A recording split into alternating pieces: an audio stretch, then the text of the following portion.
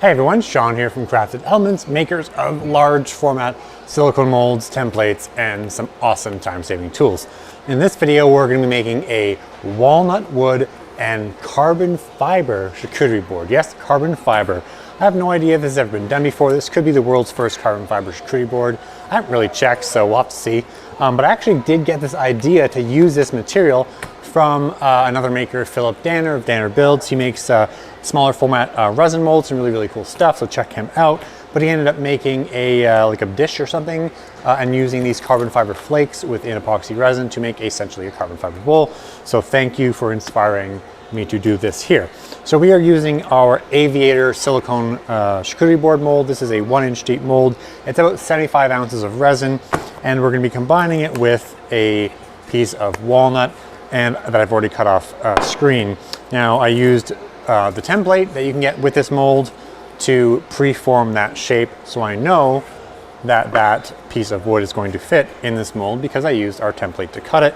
All of our strangely shaped, as in, you know, non-square, simple silicone molds do have available templates. So you can basically use these templates to pre-cut your wood to make sure that that wood's gonna fit nice and snug in your mold.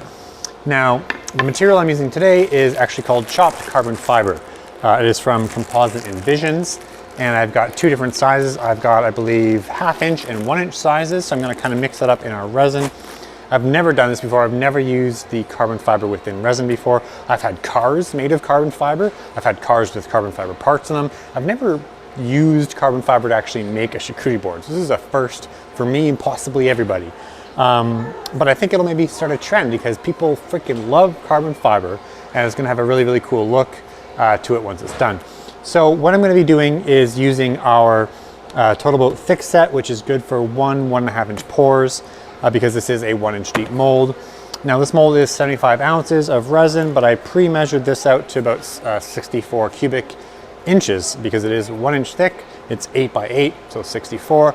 Converting 64 cubic inches to ounces, and which is like, I think it was like 35 ounces, minusing it from that amount of resin. Either way, what it works out to is that 75 ounces of fluid that will fill this with nothing in it, minus the volume of this, is approximately 40 ounces. So I'm gonna go ahead and mix up 40 ounces of our Total Boat thick set. I'm gonna open up our chopped carbon fiber. I'm gonna put my mask on, we're gonna mix it all together, and essentially I'm using this carbon fiber instead of a pigment. So I'm using the keeping it completely clear and just mixing in this carbon fiber. I have no idea how much volume I'm gonna need. I'm gonna kind of do it visually, play it by ear or play by eye, so to speak, just to see the kind of density we're gonna get. And this whole thing's really an experiment. Like I said, I've never used this carbon fiber before, so we're gonna see how it turns out, but I think it's gonna be kind of cool. So I'm gonna change the camera angle. You're gonna get a little bit closer. We're gonna mix up some resin. We're gonna put the carbon fiber in.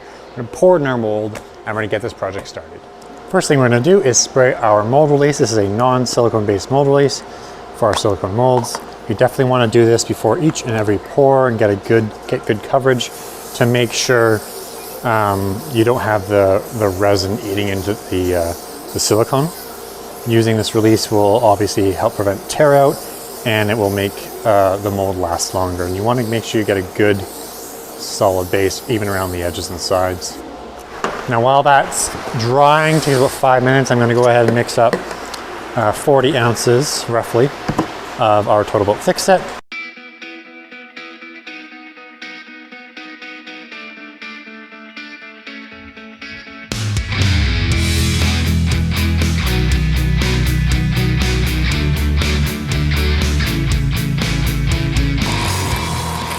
So I'm opening up my bags of carbon fiber. This is actually 1/4 inch and 1 inch. I thought it was 1/2 inch, but it's 1/4 inch, which is probably better. You're gonna get a finer and better fill, more like a pigment, I would say. And I'm really just gonna do this by eyeballing because I really have no idea how much of this material I'm gonna need.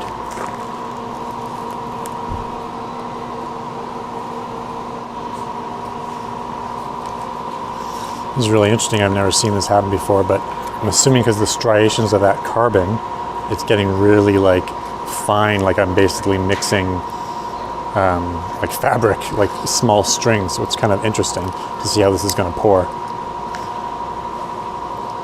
And I'm not gonna add any more because it's quite kind of dense right now, and as you can see, it's really lumpy. I might have put too much in, but we'll see how this turns out. I'll go ahead and place my wood in here that I've pre-cut to fit that.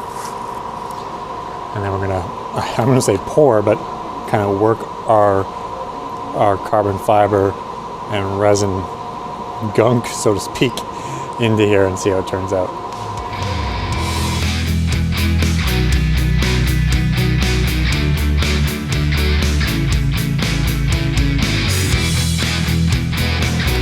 Also wonder about the air bubble entrapment, you know, because this is so kind of solid. If we're going to end up with a lot of air trapped in here, I don't know. There's only one way to find out. This is an experiment. So, all right. So right now it looks kind of like a big mess of tar, but you can see that like carbon fiber, like sparkle and shimmer that's kind of coming up there. That's the effect we're going for once this is planed up. Looks pretty nasty right now, but I'm hoping that once it sets up, we can run it through the planer a couple times, knock down those tall edges, and then start with a nice flat surface. We might have to do a top coat or flood coat of epoxy to fill in any voids, but I still think this is going to kind of turn out kind of cool. All right, so with that project, what I've done is I put a plastic sheet over it. Normally I wouldn't do that with epoxy resin because it's going to heat up and you want somewhere for that heat to dissipate. But because of the super bumpiness of that pour, because of the fibers of the carbon fiber, it was kind of all over the place. I wanted to be able to flatten it out relatively evenly, and the plastic sheet made most sense. We'll see how that actually turns out. Now that was with the 1/4 inch material, so I'm going to go ahead and do another pour with the with the 1 inch material. So I've got, they're much bigger flakes, so I'm theorizing, or rather hypothesizing, that we're not going to get the same type of mixing with like very fibrous. So I'm going to go ahead and again free pour these guys into here. I'm going to be a little bit more conservative this time. I don't want to get crazy because I don't want it to kind of gum up like it did before with the 1/4 inch stuff. And so far I can tell right away that it's not kind of having the same effect. It's starting to gum up a little bit, but having less material and having thicker strands is definitely more, you know, staying more liquid-like rather than gum-like, I guess you can say. So what I'm going to go ahead and do now is place some walnut into one of our 18 by 9 by 1.5 inch molds. I've pre-sprayed with epoxy mold release. So I've got roughly 8 to 9 inches of a gap there. So I've mixed up another 40 ounces of Total Boat thick set, and again added this 1 inch chopped carbon. Now I can see that just by mixing it, it's already starting to separate. So it is gummy, but it's not as gummy as that 1/4 inch material was. You can see it just flows out of the bucket a little easier and levels out a little easier.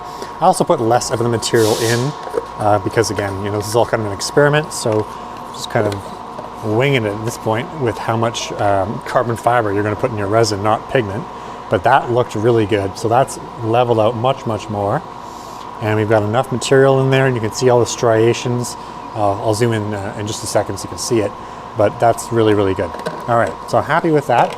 I think this one's going to turn out texture-wise a little bit better than the 1/4 inch material is going to. I'm going to go ahead and put down our weights, and we'll come back and look at both these pours in roughly 2 days, and we'll see if we can get them demolded. We are back, ladies and gentlemen. It's been a couple of days since we did our carbon fiber and resin / wood pour. See how these turned out. Obviously, these are really bumpy surfaces. I do have concerns about the longevity of my planer blades after running this through. I'm going to do another experiment near the end of this video to see if we can make these a different way. But of course, I just want to show you the amazing demold, which is going to be super easy with our silicone molds. Like that, like that. All right. Mold's ready to use again once we just give it a quick clean. This one's going to be a little tricky because you got a ton of over pouring and a kind of a mess. So I don't know how easy this is going to be. It's kind of a disaster, but stay with me for a second. We'll see what it looks like if we can get it out of the mold. Anything else there? But kind of as I suspected, we do have a lot of air and stuff that was trapped in there, but it still has a very cool look. You can definitely tell that like those fibers are really reflective, but it doesn't really look like carbon fiber. It looks like super shiny hair. But what we're going to do is we're going to plane this down, see what it looks like finished, and we're also going to do another one and lay out the carbon fiber pieces a different way to see if we can get more of a carbon fiber look. All right, take these over to the planer, we'll run them through.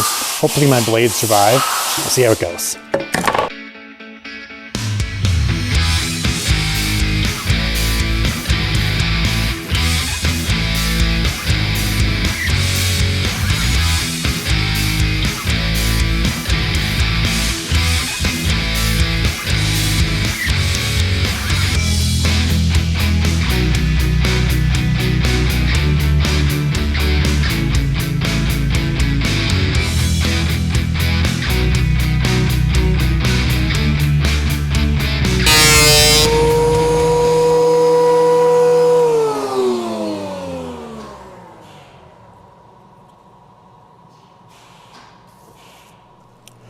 So if the goal was to make a charcuterie board that looked like the surface of the moon, I've definitely won. This is the way to do it. We kind of talked about this in advance, that we were probably going to have this problem mixing up that carbon fiber, creating this like big gloopy substance that was going to trap a lot of air and kind of be uneven. So what I'm going to do to try and save these is to just do a quick top coat to fill in all those bubbles, and then we'll run it through the planer and sand it from there. So it's going to be a really dirty top coat. It doesn't have to be perfectly level. I don't got to get all the sides nice, because I'm going to sand it anyway. But what I'm also going to do is try another method. Obviously the theory being that when I put that carbon fibers into the resin and mixed it, they basically all separated to all these little tiny little hairs or fibers, right? So I think what I'm going to do this time is lay it more like you would regular carbon fiber, where you have a carbon fiber sheet, then apply the resin. So I'm going to put my wood in my mold, which I've already pre-sprayed with my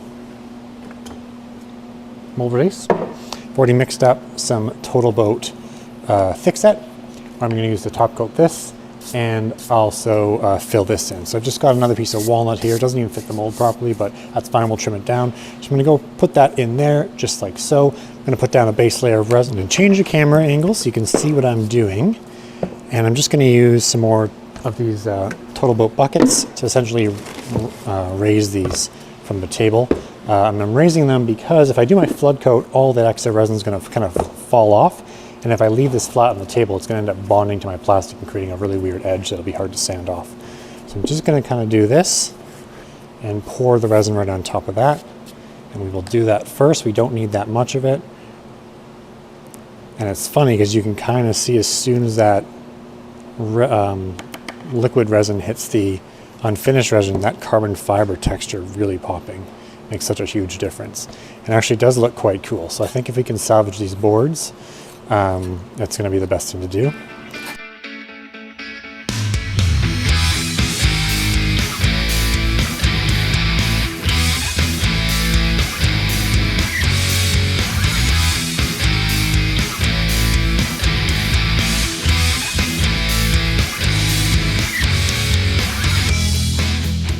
All right, success. So far we've got all those little bubbles and voids that have been kind of filled up. It doesn't matter if it's not imperfect, because again, we're running this through the planer again, and we're going to sand up at the end.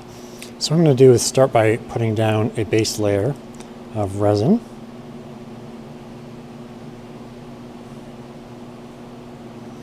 Let it spread out. Take this one glove off here. I've gone ahead and just put all those carbon fiber bits. I put some of the 1/4-inch pieces as well as the 1-inch pieces into a bucket here. And I'm just going to take my hand, spread them all out like this. The idea of doing it this way is you want to keep the shape of these pieces. And I also want to do this in multiple layers. I don't want to just put them all at once, because I think we're going to end up with the same problem with a bunch of bubbles and air getting trapped in there. I'm thinking this will give us a more uniform, kind of modern carbon fiber look. All right, so that's the first layer. I'm going to come back with my resin.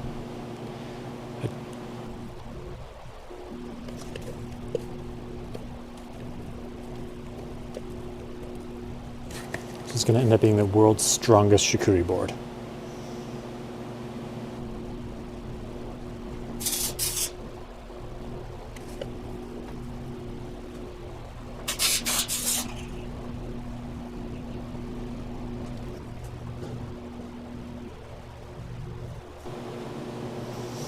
And what I found here is that this stuff kind of is suspended in the resin. So normally if you're doing a resin casting with an object that floats, it's just going to all float to the top.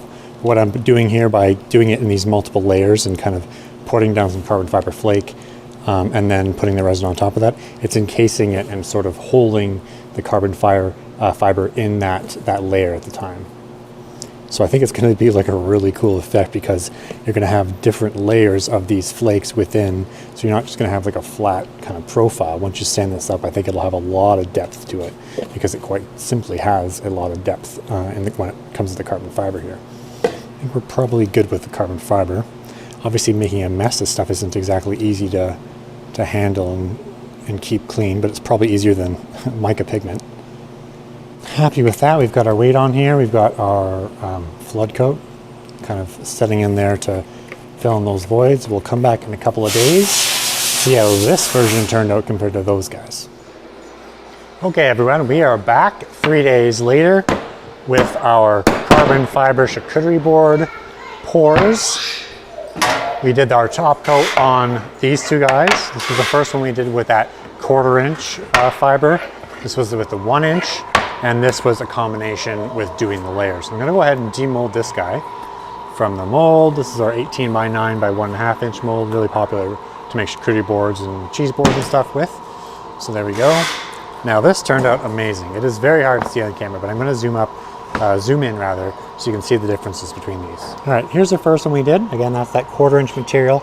You can kind of see the texture, but honestly, it doesn't look a heck of a lot different than a highly swirled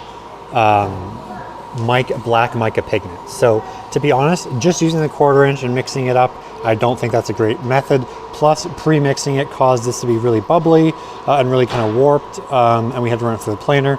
Basically destroyed those planer blades, so I replaced them already. And then we had to top coat it to fill all those bubbles. So doing it with that mixing into the resin then pouring method, I would not recommend. It is just too fibrous and it just kind of gets too gunky. But you can see now the second one, which is using the 1 inch fibers or the 1 inch cuts, you can see that has a heck of a lot more depth and texture. You can notice the reflective carbon fiber weave. I think that looks really cool. We're still gonna have to plane this, and again, this was still really chunky when we originally did it, and I had to run it through the planer, both these through the planer, and again, planer blades were shot, so I replaced them already. This is the third attempt, and I think this one looks absolutely amazing. You can see that everything's a little bit more consistent. Those fibers are still mostly together because we layered them. We put them down in layers and then put down, you know, resin, a layer of carbon, resin, a layer of carbon. But I did notice rather that even though you've got a lot suspended and stuff in the resin, it is mostly sunk to the bottom. It's kind of hard for me to tell here. So those fibers definitely did sink. So if I was going to do this again, I'd probably do it in 2 steps. I'd layer the resin and carbon fiber, fill the mold up halfway, let it set, and then start the next day and do another one. I would definitely do this process over that process mixing. A, because I don't think my planer is going to get damaged if I do this, but B, it just looks like having those pieces intact just looks so much better. So for the next step of the process, I'm going to take all 3 boards. Even though this one's not going to turn out great, I already know that to begin with just because of the texture. Anyway, I'm going to take all 3 boards, run them through the planer, get them sanded up. I'm going to go a higher grit on this just so we can get a lot more clarity here, because I think if I only sand this to like 320 or something like that, you're going to lose a lot of that depth. So we're probably going to go pretty high, maybe 1500 grit on that, maybe do a wet sand just to get that clarity out. But like I said, going to go ahead, go to the planer, trim, sand, get these ready to display to see the actual final product.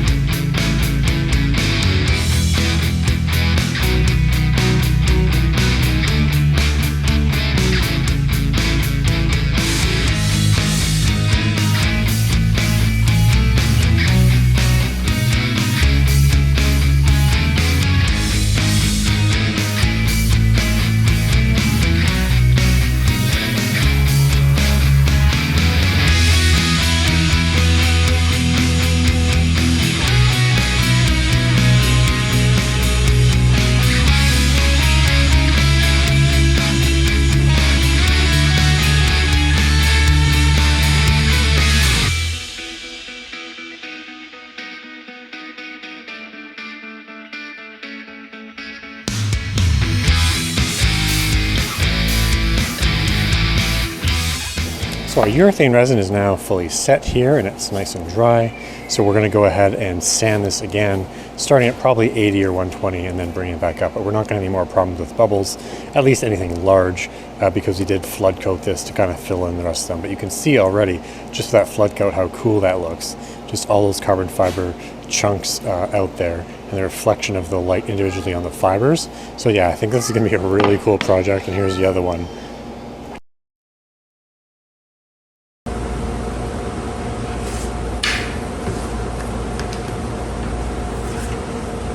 See, as I'm finishing the first one, that can't really tell that it's carbon fiber. All those small fibers, as I've indicated multiple times in this video, have kind of been mixed up into the resin. They all separated. It does look a little bit different than a typical black pearl pigment, but not that much different. Plus the entire methodology of mixing it within the resin before pouring just created a disaster of air bubbles and stuff. But I wanted to finish this board anyway, kind of to show you guys what it looked like. Number 2, less mixing and then using the 1-inch carbon fiber, chopped carbon fiber from Envisions. Definitely looks much better. You can see that carbon fiber texture. We still have a lot of separation. There was still a lot of air bubbles. We had to flood coat this a couple of times just to get into all those crevices, and then as you'd sand, you'd have more and as you'd sand, you'd have more air bubbles popping up as you're sanding, expose more micro bubbles in there. So it was just kind of a constant battle to get this thing finished. This was the 3rd attempt, which is where we layered the carbon fiber, and as you can see, it looks incredible. Not to say that it wasn't a lot of work. There was a huge amount of work in sanding this thing. We still had to do a little bit of a flood coat to fix some of those pockets and voids that popped up there, but you can tell that it looks incredibly unique. You're not going to get that with a typical resin powder pigment. So that brings us to the end of this project. Now, without sounding too much like a broken record, I want to look at some key takeaways if you want to try to replicate this, a charcuterie board or a tabletop or whatever, using that chopped carbon fiber and resin. So the first and second boards here, we mixed the carbon fiber actively into the resin, which broke up a lot of those carbon fiber pieces, became really, really chunky, became really hard to pour, and this piece is basically garbage. Even after planing, sanding, filling, and all that, we ended up with a lot of pits and holes and stuff. They just kind of pop out as soon as you've planed it and sanded it. You sand it down some more and you expose another air bubble. So mixing the carbon fiber into the resin is not a good idea. Further, using that 1/4-inch carbon fiber, it's just not dense and long enough to actually look like a nice carbon fiber finish. By the time it all mixes up in there, it basically looks like a mica pigment. So I would stick to that 3/4 inch, 1 inch, 1 1/4 inch length chopped carbon fiber if you're going to source some for your project. Now going over to this 3rd board, which is I think the winner in this collection, is that we did the layered method. So we actually laid down the dry chopped carbon fiber, we put some resin down, we put some more carbon fiber down, we put some resin down, essentially trying to trap those carbon fiber flakes between the layers of resin. It worked really, really, really well, and obviously we ended up with far less bubbles. We still had to do a quick top coat to get some kind of pinholes and stuff that's naturally going to come up with resin and working with resin and wood, but nothing compared to this kind of disaster right here. So if you're going to try this, definitely do not mix carbon fiber in. Use larger carbon fiber chips and layer it. Now, the one thing I want to mention is that even though we did suspend it in resin, we ended up with a lot of the carbon fiber sinking to the bottom. Not all of it, but quite a bit of it. So that's what you're seeing right here. You've kind of got that universal, consistent texture that almost looks like, you know, interlocking flagstone or something, but it's just so reflective. It looks more like a solid carbon fiber sheet, which is kind of the look we were going for. I'm really, really happy with that. So that is the part of the board, or rather the part of the pour that was on the bottom of the mold, because you had all that sinking down. Now switching to the other side, you have a lot of suspended carbon fiber, but you have a lot more voids, and that just creates a different look. You actually have carbon fiber flake and different tightened textures floating throughout, mixed around with these open resin voids, and when you look at it, it's almost mesmerizing without sounding too corny. It actually looks really, really cool. But of course, the cool thing is that as a charcuterie board, depending what mood you're in, you can just flip it back and forth, depending on what you want to see. So again, I want to thank Total Boat for providing the resin that we use for this project. Of course, any of the molds or templates that were used here, you can buy at craftedelements.com. We have a ton of large format silicone maker molds to help you make things just like this. And if you want to get some chopped carbon fiber to do your experimenting by yourself, this was from Composite Envisions. I know you can get some from Amazon. I've never seen it. This product was from Composite Envisions, and obviously we're pretty happy with it. So if you are going to attempt this, just know that this isn't a beginner resin project. If you're just getting started making charcuterie boards and stuff, there was way more work in finishing these and still failing, in the case of these guys, than I would be used to. I mean, this is probably 6 hours into this board, and you're not including the actual set time of the resin. We're talking about sanding and filling and experimenting and all that, right? So to be honest, this board I will keep because I will never be able to sell it for the time I put into it. And these boards will either be given away or will meet Mr. Dumpster. Anyway, guys, thanks for watching. If you have any comments on this process, if you've maybe made something similar with carbon fiber, I want to hear about it. But otherwise, happy making, and I will see you in the next video.